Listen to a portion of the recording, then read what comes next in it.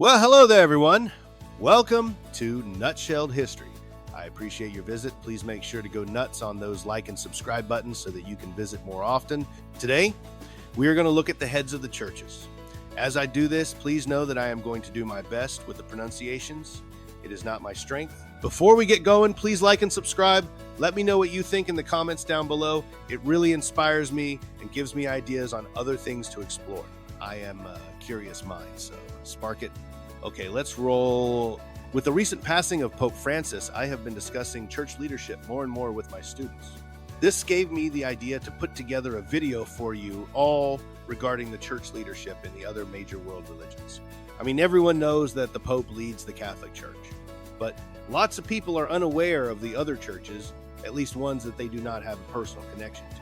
It would be impossible for me to do absolutely every faith that there is in the world. So I am just going to limit it to the churches with the most members. Also, I understand that Jesus Christ and Allah are the leaders of their respective faiths, along with the Prophet Muhammad.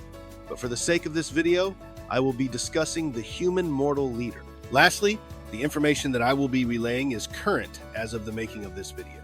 As the leaders are mortal, they too will pass and new leaders will be selected. Now let's begin. The Sunni branch of Islam has the largest church membership. Currently, it is just over an estimated 1.5 billion strong. In Sunni Islam, there is no single universally recognized leader, unlike the Shia tradition, which is guided by an imam. Sunni Islam favors a decentralized structure of leadership. The Grand Imam of Al-Azhar, who leads the most prestigious Sunni Islamic institution, holds significant influence, especially among Ash'ari and Maturidi theologians. However, not all Sunni Muslims recognize his authority.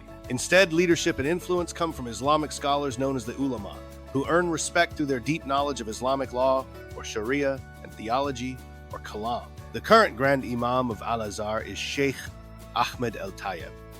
He assumed the role on March 10, 2010. Others have personally argued to me that the chief imam of Masjid al-Haram, Abdul Rahman al-Sudais, is seen more as a de facto leader. He also serves as the president of the affairs of the two holy mosques. The second most popular religion is the Roman Catholic Church, with just over 1.2 billion members. As I said in the intro, Pope Francis recently passed, and at the time of the creation of this video, conclave, which is the process of appointing a new pope, has been scheduled but has not started. The third most popular world religion is Hinduism. Currently, the Hindu faith has just under 1.2 billion followers. Hinduism doesn't have a single unified leader or governing body like some other religions. Instead, Hinduism is a diverse tradition with many different schools of thought and practices, each with its own interpretations and ways of practicing. While there's no central leader, some Hindu traditions may have figures who are revered as spiritual authorities within their specific community. For instance, swamis are often associated with particular temples or spiritual organizations. The fourth church/churches, collectively, is the Christian Protestant Church.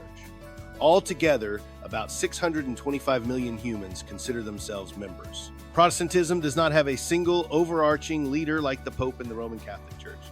It's a diverse movement with numerous denominations, each with its own structure and leadership. Instead of one head, Protestant churches rely on a variety of leadership roles, including pastors, ministers, priests, in some traditions, deacons, elders, and bishops. The specific structure and leadership roles vary significantly depending on the denomination. Perhaps going deeper into the Protestant churches is an idea for an upcoming video. Onward, rounding out the top 5 is Mahayana Buddhism, with a little over 340 million members. The Dalai Lama is traditionally considered the head of Mahayana Buddhism, specifically within the Gelug school of Tibetan Buddhism. The Dalai Lama is believed to be a reincarnation of a past Lama who has agreed to be born again to help humanity. There have been 14 Dalai Lamas, with the current Dalai Lama being Tenzin Gyatso. Number 6 is the Eastern Orthodox Christian Church. Just under 300 million people consider themselves Eastern Orthodox. The Ecumenical Patriarch of Constantinople, currently Bartholomew I, is considered the first among equals in the Eastern Orthodox Church.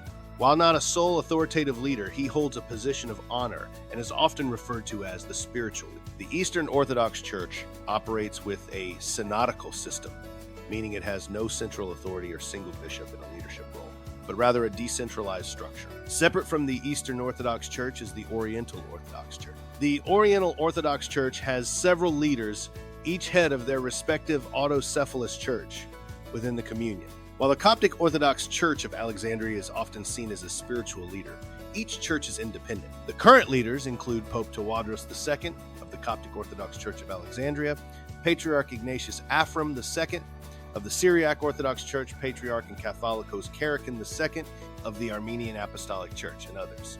Next is the Shia branch of Islam with close to 222 million members. The most influential religious leader for Shia Muslims is considered to be Grand Ayatollah Ali al-Sistani.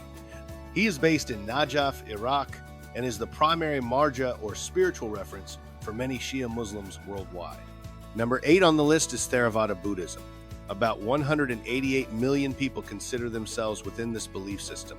There isn't a single designated leader of Theravada Buddhism. Theravada Buddhism emphasizes individual practice and enlightenment, with the ideal being the Arahant, a perfected saint. While there are influential teachers and monastic leaders, the focus remains on the individual's journey toward enlightenment through the teachings of the Buddha and the support of the monastic community, or Sangha. Next is Shinto, the ancient religion of Japan. Almost 123 million people consider themselves in some part Shinto. Many Japanese blend some aspects of Shinto into their lives and other beliefs.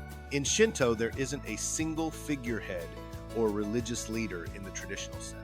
However, the Emperor of Japan, as the head of the imperial house, is traditionally recognized as a figure of significance within Shinto. He is seen as a descendant of the sun goddess Amaterasu and is considered a symbol of the nation and a guarantor of Shinto ritual. While no longer considered a deity, the emperor's role is still important in upholding Shinto practices and traditions. The current emperor is Naruhito.